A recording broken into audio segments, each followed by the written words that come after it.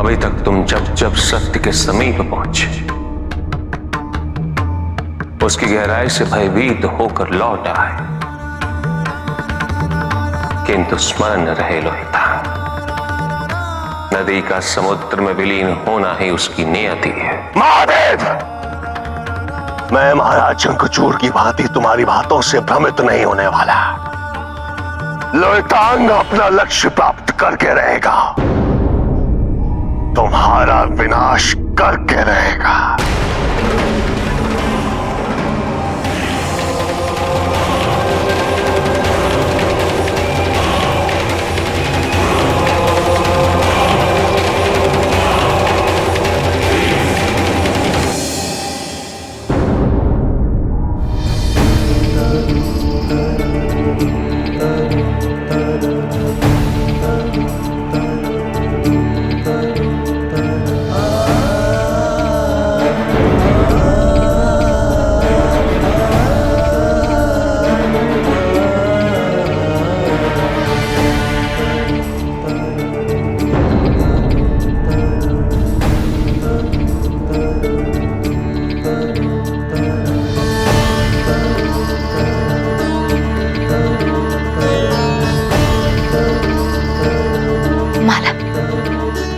मुझे माला बनानी है, माला बनानी चाहिए ना।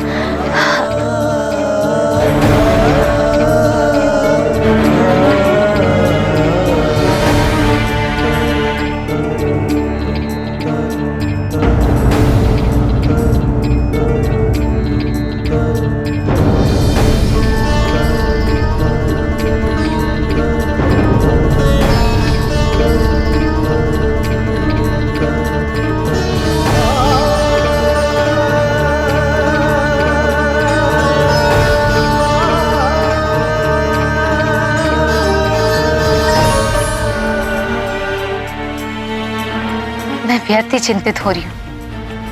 लोहितांग तो है ना उनकी रक्षा करने के लिए, उसने वचन दिया है मुझे, वो अपना वचन जरूर पूरा करेगा। बांधवी हूं मैं उसकी, वो स्वामी को कुछ नहीं होने देगा। तुम्हें अपनी बांधवी तुलसी की सौगंध है, जब तक मैं ना कहूं तुम युद्ध में प्रवेश नहीं करोगे।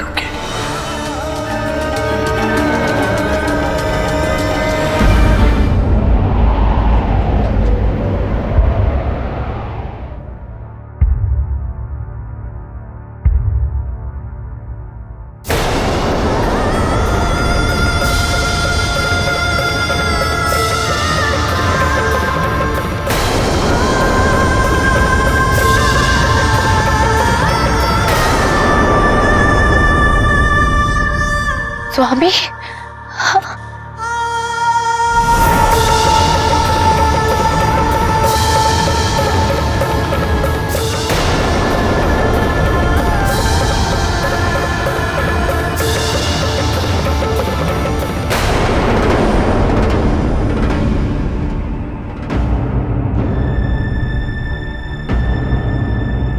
स्वामी, स्वामी, लोहिता, स्वामी मूर्छित हुए, शीघ्र वैद्यराज को बुलाइए।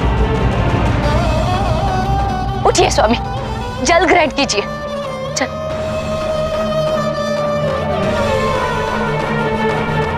उठिए स्वामी, जल ग्रहण कीजिए। तुम अभी तक यही हो लोहिता? मैंने तुमसे कहा ना, शीघ्र वैद्यराज को बुला कर लाओ। बांधवी, वैद्यराज द्वारपाल, द्वारपाल कहाँ है? द्वारपाल, द्वारपाल,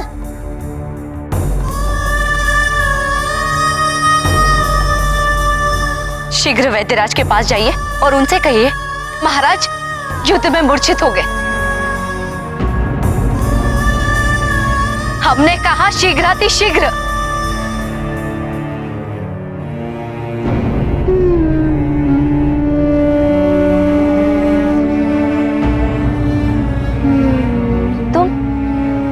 तुम क्यों भावुक हो रहे हो?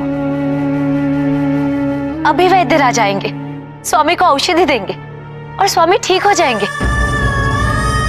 अच्छा हुआ उन्होंने मेरा रक्षा कवच धारण किया हुआ था, इसलिए केवल मूर्छित हुए। वो मूर्छित नहीं हुए हैं माधवी।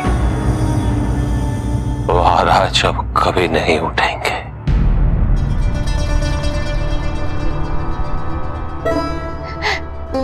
लोहितांग, मैं जानती हूँ तुम इतने भयभीत क्यों हो। मैंने भी स्वामी को कभी भी किसी युद्ध से ऐसे इस अवस्था में लौटते हुए नहीं देखा। लोहितांग, ये युद्ध इनके जीवन का सबसे बड़ा युद्ध भी तो था, है ना? स्वामी, स्वामी बताइए ना। स्वामी, स्वामी उठिए। स्वामी, स्वामी।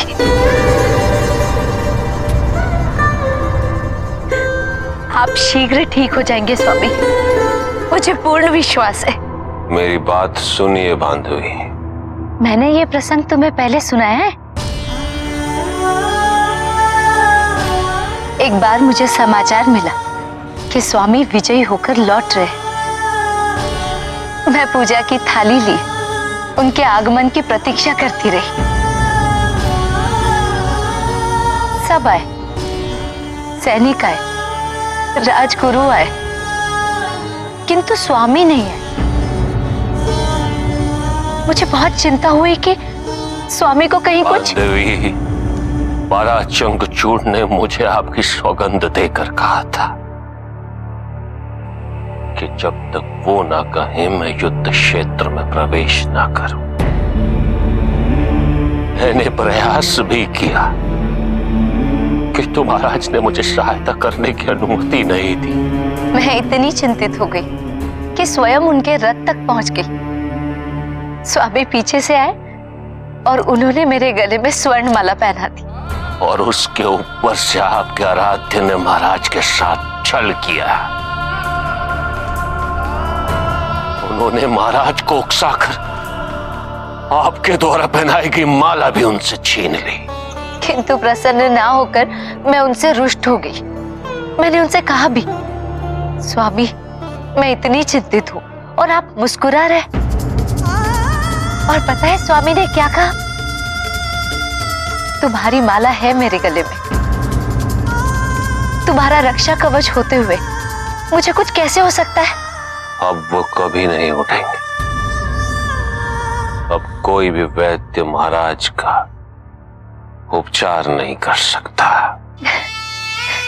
देखना लोहिता, इस बार भी बिल्कुल ऐसा ही होगा। अभी उठ खड़े होंगे स्वामी और मुझसे कहेंगे कि मैं ठीक हूं। और मुझे तो लगता है कि तुम उनके इस उपहास में उनके साथ सम्मिलित हो ना? बताओ लोहिता, तुम उपहास कर रहे हो ना मेरा? आदमी, आपके स्वामी वीर गति को प्राप्त हो चुके।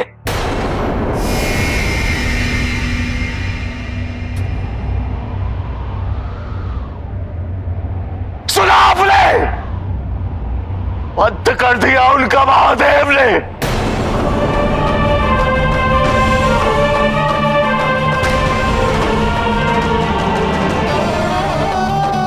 अब आपके स्वामी कभी नहीं उठेंगे, कभी नहीं। नहीं लोहिता, इनकी माला, इनकी माला, इनकी माला कहाँ है? इनकी माला कहाँ है लोहिता? हाँ, मैं आपसे वही कह रहा हूं बात। आपके आराध्य नारायण ने छल महाराज से उनकी वो माला उतरवा ली। उन्होंने महाराज को उकसाया था, कायर कहेंगे, एक ऐसा कायर जो अपनी पत्नी के सुरक्षा कवच पर आश्रित था। और महाराज ने अपनी माला उतारकर नारायण को सौंप दी। और फिर महादेव ने अपने त्रिशूल से। क्या हो गया है तुम्हें? क्यों ऐसा सत्य बोल रहे हो तुम? मेरे आराध्य है नारायण, वो मेरे साथ ऐसा कभी नहीं कर सकते। मुझे पूर्ण विश्वास है। और महादेव, वो किसी के साथ कभी ऐसा अन्याय नहीं होने देंगे। ऐसी अनैतिकता स्वभाव नहीं है महादेव का। असत्य कह रहे हो तुम। यही सत्य है माधवी, कटु सत्य,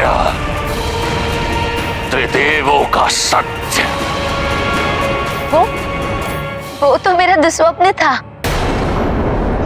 है ना स्वामी? आप ही ने मुझसे कहा था ना कि वो मेरा दुस्वप्न था। उठिए उठिए और अभी लोहितांग से कहिए कि वो मेरा दुस्वप्न था। ये कभी पराजित नहीं होते, कभी नहीं, किसी से नहीं, किसी भी युद्ध में नहीं, किसी के विरुद्ध नहीं।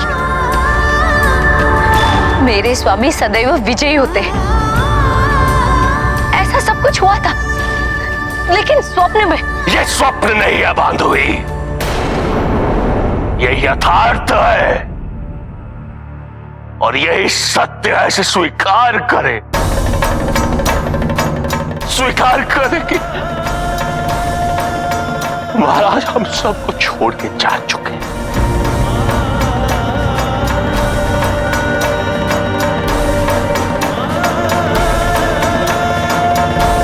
आप अपने स्वामी को खो चुकी हैं। खो दिया है आपने। स्वामी!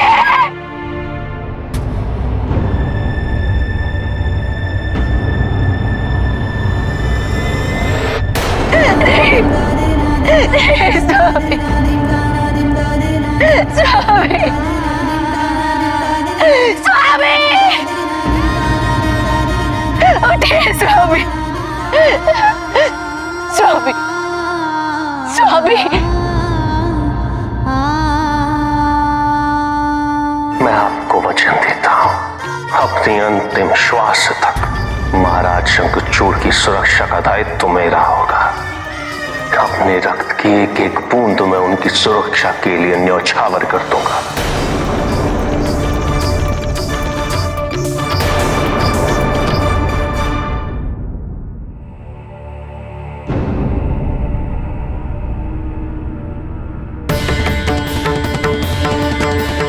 तुमने तो मुझे वचन दिया था ना लोहितांग कि कुछ भी हो जाए तुम इन्हें कोई क्षति पहुंचने नहीं दोगे, तुम इनकी सदैव रक्षा करोगे। और मैंने एक शिवांश के वचन पर विश्वास किया था और वो इनका मृत शरीर लेकर लौटा।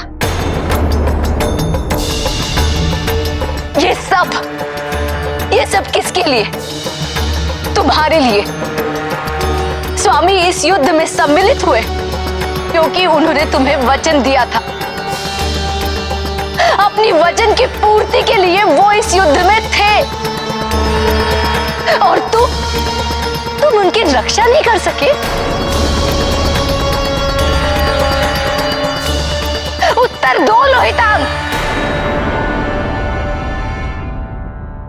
मैं विवश था बांधवी, महाराज ने मुझे आपकी सौगंध दी थी। उन्होंने अपने आत्मसम्मान की बात करके मुझे रोक लिया।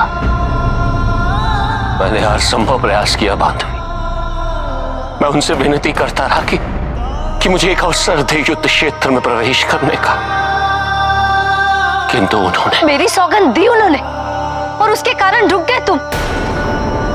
पर मुझे दिए हुए वचन का क्या लोहितांग? उसका कोई महत्व नहीं था।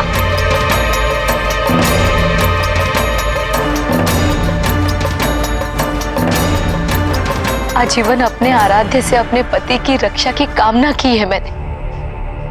अपने पति को अपने आराध्य की श्रद्धा से परिपूर्ण अपने पतिव्रत की माला पहनाती रही। किंतु मुझे अब प्रतीत हो रहा है कि कदाचित मेरी आराधना और मेरे पतिव्रत में कुछ कमी रहेगी।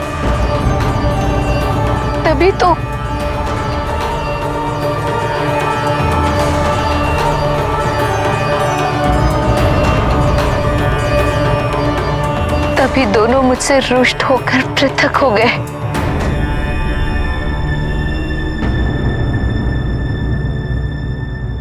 मैं अपने स्वामी के साथ अकेले रहना चाहती हूँ। मैं आपके दुख से पृथक कैसे रह सकता हूं बांधवी? ये तुम्हें मेरे दुख के कारण बनने से पहले सोचना चाहिए था।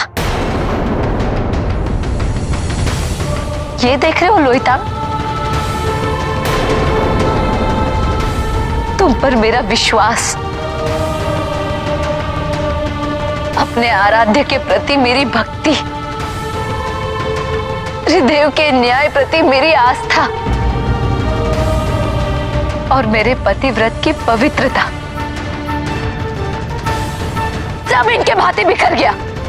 जाओ लोहितांग, पिरो कर लाओ इसे। कदाचित मेरे स्वामी को, मुझे कुछ तो शांति मिलेगी जब एक अंतिम बार मैं अपने स्वामी को फिर से माला पहनाऊं।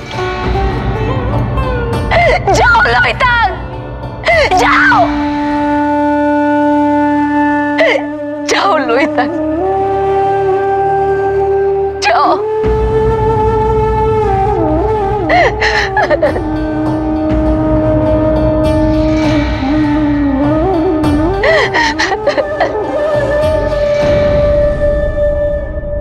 जिस घटनाक्रम का आरंभ श्रीधामा के श्राप से हुआ,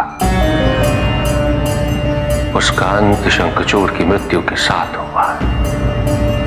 अब इस घटनाक्रम के अंत के साथ एक नवीन घटनाक्रम का आरंभ निश्चित है। हम दोनों को ज्ञात है कि इसका अंत क्या होगा, किंतु हमें अपनी अपनी भूमिका निभानी होगी। जब तक स्वयं तुलसी को सत्य की अनुभूति नहीं हो जाती, जब तक उसे इसका बोध नहीं हो जाता कि जो कुछ भी हुआ वो क्यों हुआ। सब कुछ ज्ञात होते हुए भी हम नियति में हस्तक्षेप नहीं कर सकते। हमारे लिए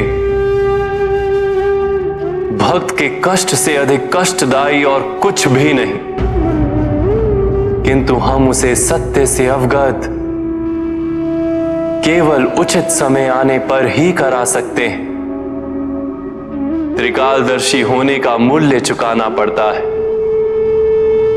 किंतु भक्त को कष्ट से दूर रखने के लिए कोई भी मूल्य स्वीकार्य है।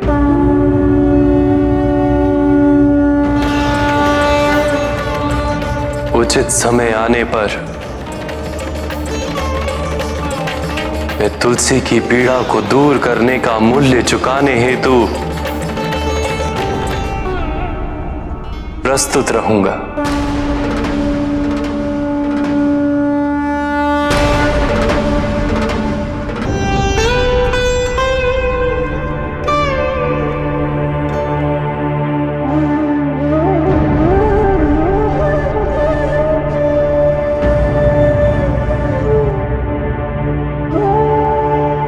आपके आराध्य ने महाराज के साथ छल किया, उन्होंने महाराज को उकसाया था।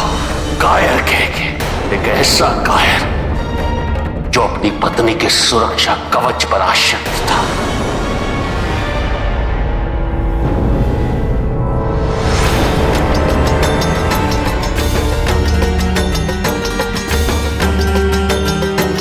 मैं महाराज शंखचूड़ की भार्या तुलसी अपने आराध्य नारायण का आह्वान करती हूं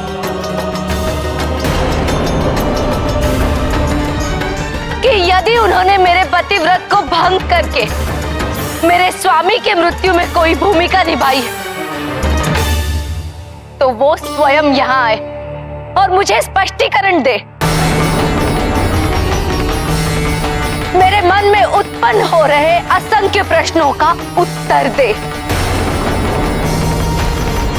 नारायण, नारायण, नारायण।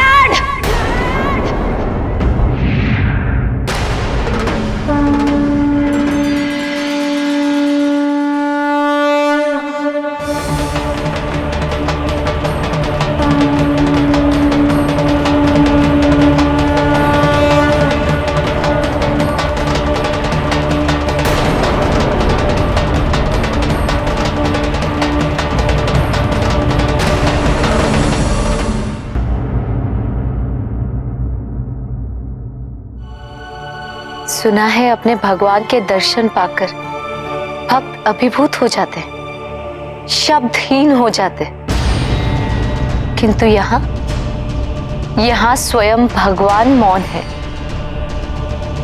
कहीं इसका कारण ये तो नहीं कि आपने अर्थात लोहितांग ने जो कुछ भी कहा वो जब भी इस क्षण की कल्पना करती थी कि जब आप मुझे दर्शन देंगे तो सोचती थी कि आप मुझे आशीर्वाद देंगे, सदा सुहागन रहने का आशीर्वाद।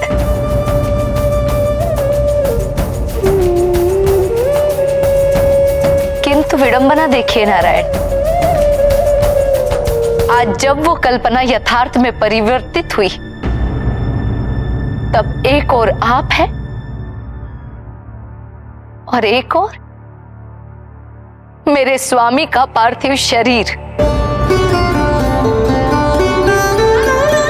आज मेरा हृदय आपके दर्शन से आनंदित नहीं है और ना ही आपके आशीर्वाद की कोई इच्छा है। जो है वो केवल प्रश्न और उन प्रश्नों के उत्तर पाने की व्याकुलता। क्या समस्त लोगों को साक्षी मानकर आप ये स्वीकार करते हैं कि आपने मेरा पतिव्रत भंग किया? क्या समस्त लोगों को साक्षी मानकर आप ये भी स्वीकार करते हैं कि मेरे पति की मृत्यु आपके कारण हुई?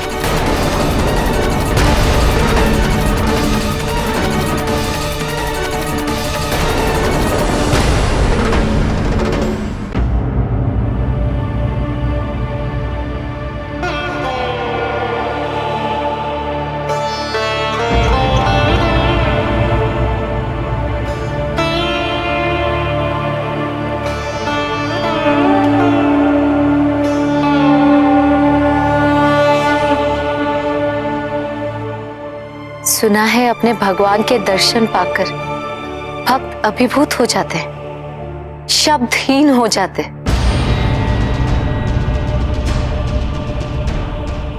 तुलसी, सर्वप्रथम मैं तुमसे ये कहना चाहता हूं कि जो कुछ भी हुआ उसमें तुम्हारा कोई दोष नहीं था। इसीलिए मैं तुमसे क्षमा मांगने आया हूं। मांगने आए हैं मेरे आराध्य मुझसे? मैंने तो सुना था कि त्रिदेव सदैव देते हैं। जब भी इस क्षण की कल्पना करती थी कि जब आप मुझे दर्शन देंगे तो सोचती थी कि आप मुझे आशीर्वाद देंगे, सदा सुहागन रहने का आशीर्वाद।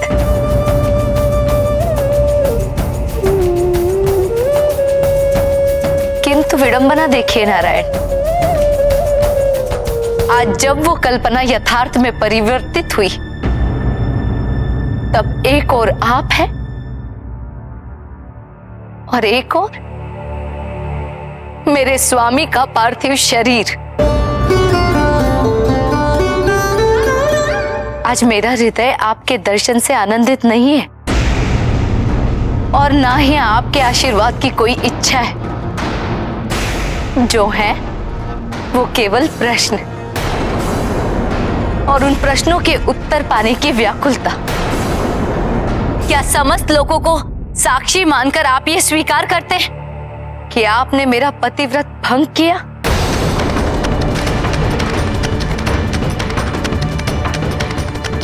हाँ तुलसी, मैं स्वीकार करता हूं।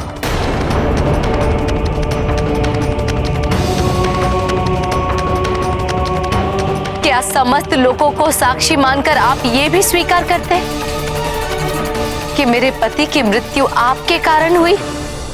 मैं स्वीकार करता हूं।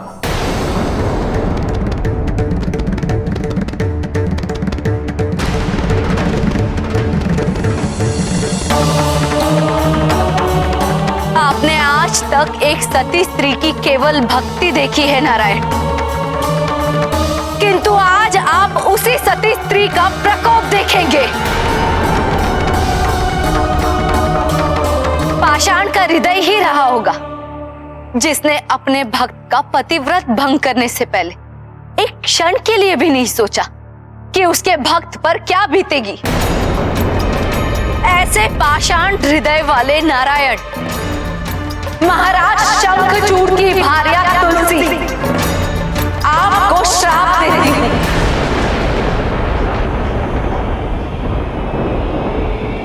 कि आप स्वयं एक पाषाण में परिवर्तित होंगे।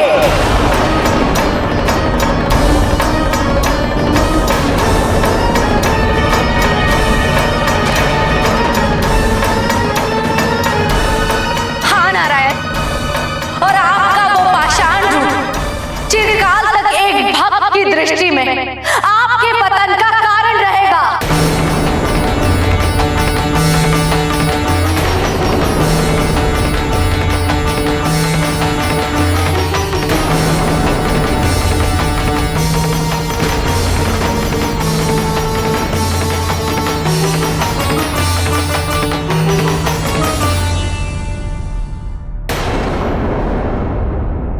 मुझे तुम्हारा ये श्राप स्वीकार है तुलसी।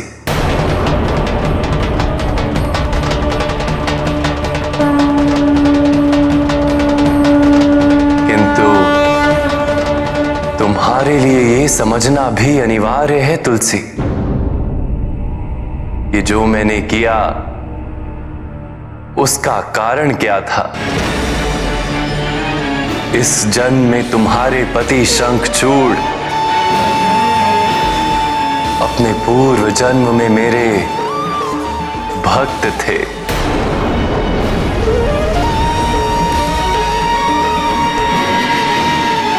अपने अतीत के उस क्षण को स्मरण करो जिसके कारण तुम यहां आए। स्मरण करो तुम्हारा वो अहंकार श्रीदामा, तुम्हारा वो मुझसे मिलने का हट, राधा का तुम्हें श्राप देना और फिर मेरे द्वारा उस श्राप से मुक्ति का मार्ग निर्धारित करना। तुम्हें अहंकार के लिए श्राप मिला था जिसके परिणाम स्वरूप तुम्हें स्वयं ये जन्म लेना पड़ा। किंतु विडंबना देखो, तुम पुनः इस जन्म में उसी अहंकार से ग्रसित होकर अपने भक्त को मुक्ति दिलाने हेतु स्वयं नारायण को आना पड़ा। और श्रीदामा को उस श्राप से मुक्ति तभी मिल पाती जब तुम्हारे पति शंखचूड़ तुम्हारे पति व्रत से परिपूर्ण सुरक्षा कवच से वंचित हो जाते। इसीलिए मुझे ये करना पड़ा।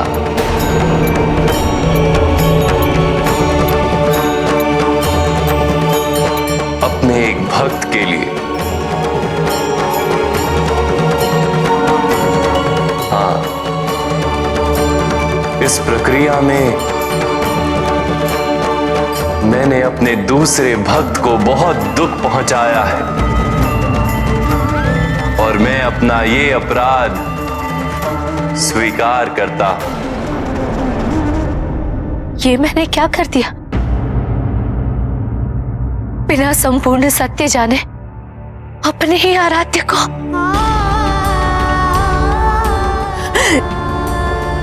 हे प्रभु,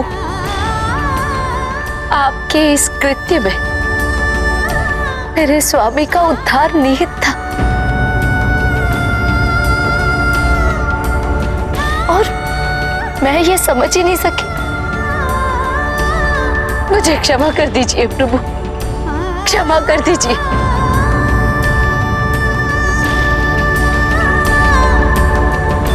और इस श्राप को वापस लेने का कोई उपाय बताइए, उपाय बताइए प्रभु। नहीं तुलसी, श्राप को निष्प्रभाव नहीं किया जा सकता। और सत्य तो ये है तुलसी, तुम्हारा ये श्राप मेरे और तुम्हारे पुनर्मिलन का निमित्त बनेगा।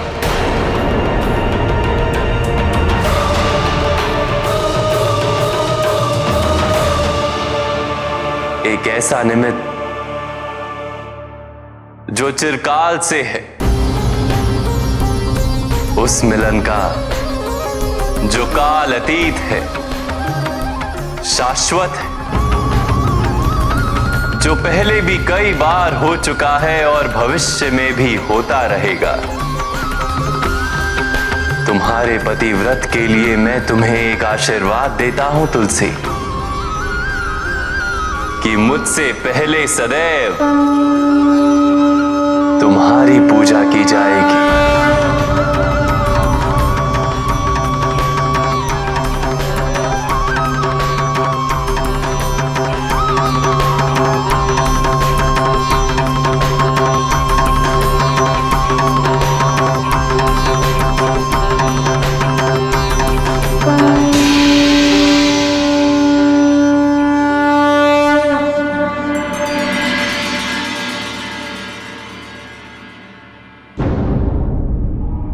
तुलसी के जीवन की ये कैसी विडंबना है।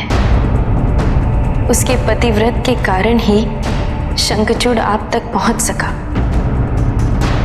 उसे मुक्ति भी प्राप्त हुई,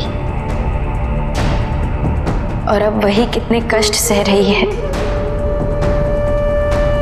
पति से विरह, अपने आराध्य के प्रति उसकी आस्था का भंग होना और अपने आराध्य को ही श्राप दे देना। यही नहीं, जब उसे ज्ञात हुआ कि उसने इतनी बड़ी भूल कर दी है, तो वो श्राप वापस भी नहीं ले पाई। इतना क्रोध, इतनी आत्मग्लानि, इतनी कुंठा, इतना दुख। स्वामी, और कितना कुछ सहन करना पड़ेगा उसे। शंखचूड़ के जीवन काल की पूर्ति हेतु तुलसी निमित्त अवश्य थी, और उसके अंत पश्चात तुलसी की स्थिति उसका अपना कर्म फल है। शंखचूड़ की मृत्यु से जो उसे पीड़ा हुई है, उसका कारण उसकी आसक्ति है। जब उसने अपने आराध्य के प्रति आस्था खोई, उसका कारण उसकी अपनी अनिच्छा थी सत्य को समझने की, क्योंकि उसने लोहितांग पर विश्वास करने का चयन किया, अपने आराध्य पर नहीं। और संपूर्ण सत्य ज्ञात ना होने के कारण वो क्रोधित हुई। क्रोध के कारण उसकी तर्क शक्ति क्षीण हुई, और उसने स्वयं नारायण को श्राप दिया। ये भी उसी की भूल है। किंतु स्वामी, उसके क्रोध का कारण ये भी था कि उसके सतीत्व का अपमान हुआ था।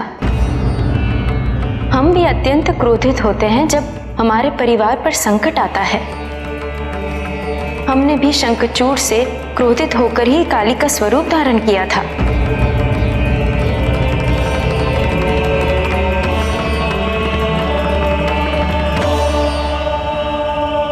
किंतु एक अंतर है पार्वती, काली के संहारक स्वरूप में भी तुमने समस्त जगत को हानि पहुंचाने से पूर्व अपने को नियंत्रित कर लिया। तुमने अपने दायित्व और अपने कर्मों का स्मरण रखा, किंतु तुलसी का क्रोध व्यक्तिगत था, जिसमें उसे कुछ और स्मरण नहीं रहा। और जब ऐसा क्रोध शांत होता है, तो व्यक्ति को अपने निर्णयों पर आत्मग्लानि अवश्य होती है, जो अभी तुलसी को हो रही है। किंतु स्वामी, जब तुलसी ने नारायण को श्राप दिया, तो नारायण ने उसे वरदान क्यों दिया?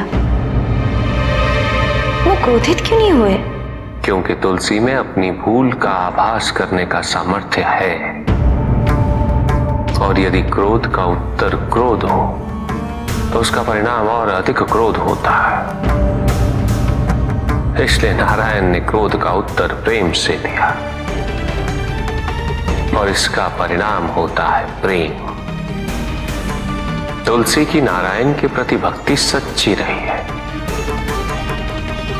नारायण ने वरदान देकर तुलसी की सच्ची भक्ति को भी स्वीकार किया है। अब तुलसी का पश्चाताप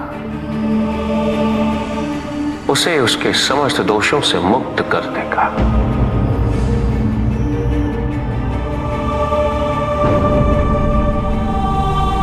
क्या हुआ पार्वती? तुलसी को तो अपनी भूल का आभास हो गया। उसने अपने आराध्य को क्षमा भी कर दिया, किंतु लोहितांग स्थिति को इस दृष्टिकोण से देख पाएगा? जो हुआ उसका महत्व समझ पाएगा? लोहितांग को सदैव यही प्रतीत हुआ है कि सब उसका परित्याग कर देते हैं, और अब कहीं तुलसी भी? नहीं स्वामी, वो ये सहन नहीं कर पाएगा। एक तुलसी ही तो थी जिसकी बात वो सुनता था, किंतु अब बहुत कुछ परिवर्तित होगा। स्वामी, आपने कहा था कि तुलसी ही लोहितांग को आपके समीप लाने का निमित्त बनेगी। क्या आपका संकेत इसी ओर था? हाँ पार्वती, लोहितांग की मुझ तक की यात्रा में तुलसी अब एक अत्यंत महत्वपूर्ण भूमिका निभाएगी। पाषाण हृदय वाले नारायण, महाराज शंखचूड़ की भार्या तुलसी, आपको श्राप देती हूँ। मैं क्रोध में कितनी अंधी हो गई थी कि मैंने अपने आराध्य को स्पष्टीकरण का अवसर ही नहीं दिया। स्पष्टीकरण दूं भी तो क्या, सत्य ही तो कहा बांधवी ने। यदि महाराज शंखचूड़ युद्ध में सम्मिलित हुए तो केवल मेरे कारण, मेरी सहायता करने के लिए, और मैं अपने महाराज की रक्षा भी ना कर सका। बांधवी को दिया हुआ वचन नहीं निभा सका। वर्षों उनकी भक्ति करती रही, किंतु कभी उन्हें समझ ही नहीं पाई। ये कैसा विश्वास था जो एक क्षण में टूट गया? बांधवी ने इसे पिरोने के लिए कहा था मुझसे, कर दिया मैंने। मुझे तो महाराज शंखचूड़ को किसी भी प्रकार से रोकना चाहिए था। ये माला उतार कर नारायण को सौंपने से पूर्व नारायण को ये छल करने से रोकना चाहिए था मुझे। जिस जीवन का दुरुपयोग मैंने नारायण को श्राप देके किया, उस जीवन का क्या मूल्य है? ये समय शोक और आत्मग्लानि का नहीं है। तुमने तुलसी को अपनी बांधवी कहा है, तुम्हारा कर्तव्य है उसकी रक्षा करना। जाओ लोहितांग, ये माला उसे दो और उसे आश्वस्त करो कि तुम सदैव उसकी रक्षा करोगे। तुलसी को तुम्हारी आवश्यकता है लोहितांग, जाओ। अब इस अपराध बोध का भार सहन नहीं हो रहा है, इस जीवन की व्यर्थता का भार सहन नहीं हो रहा है।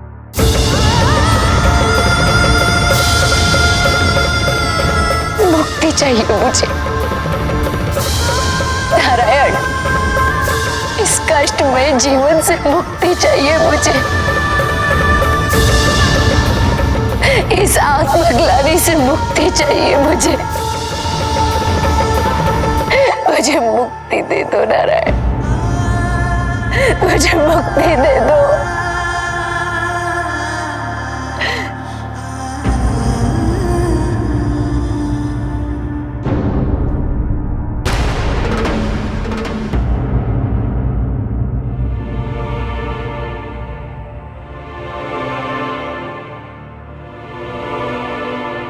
हे प्रभु, यदि मेरी भक्ति सच्ची है, मेरा पतिव्रत सच्चा है, तो मुझे मुक्ति प्रदान कीजिए।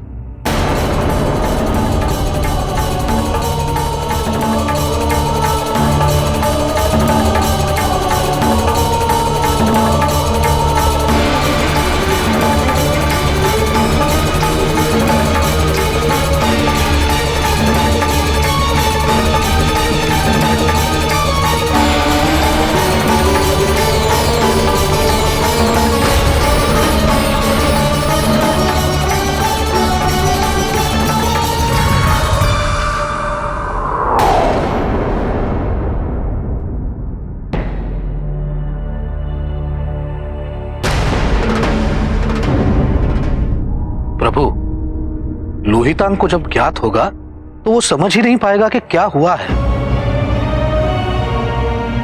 चिंता तो ये है कि इस समस्त घटनाक्रम का वो कोई विपरीत अर्थ निकाल लेगा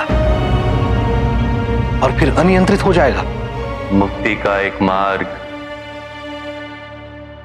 पश्चाताप भी है, और सत्य के प्रत्यक्ष होने का उचित समय होता है नारद।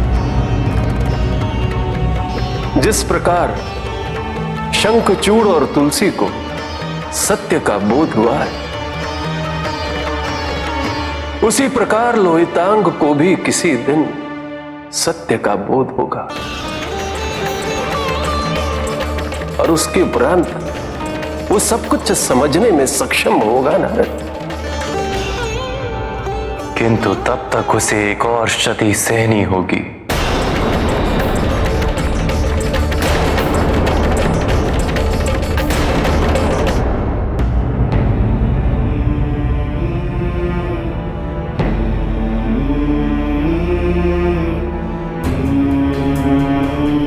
ये माला बना के लाया हूं मैं बांधवी। मुझ पर आपका विश्वास, अपने आराध्य के प्रति आपकी भक्ति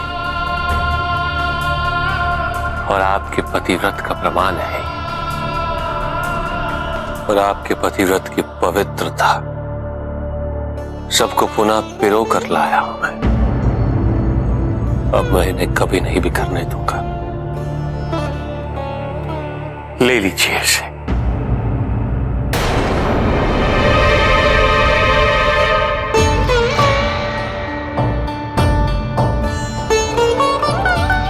माधवी,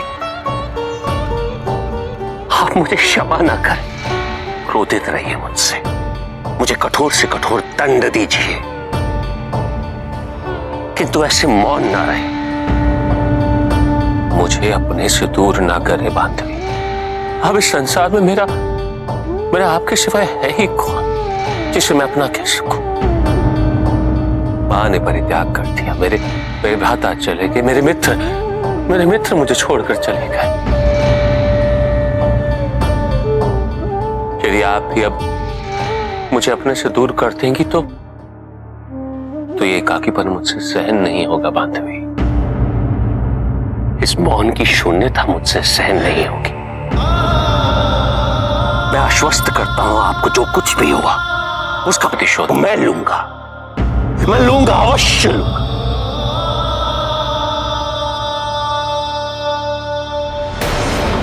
बांधवी,